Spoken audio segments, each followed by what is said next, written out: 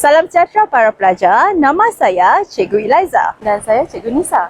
Cikgu Eliza, beberapa bulan ini ramai pelajar saya yang berkongsi bahawa mereka belajar memasak masakan Melayu. Apa kata hari ini kita kenalkan para pelajar kepada 4 jenis daun yang sering digunakan dalam masakan Melayu. Saya suka idea itu. Ayo kita ke taman sekolah. Itu daun apa, Cikgu? Ini daun pandan.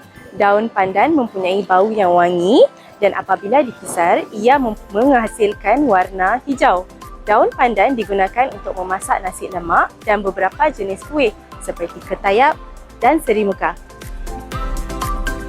Itu daun apa, Cikgu? Ini daun limau. Daun limau mempunyai aroma yang kuat.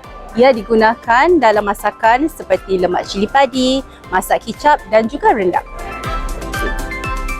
Itu daun apa, Cikgu? Ini daun pisang.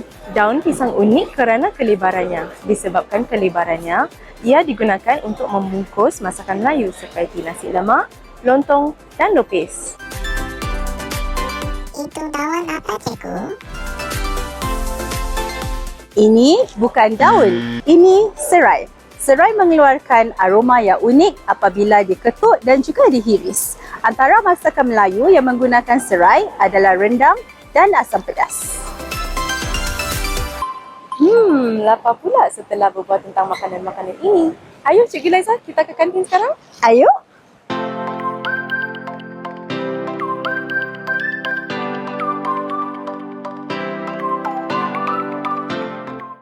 Seperti rendang, lemak, lemak cili padi.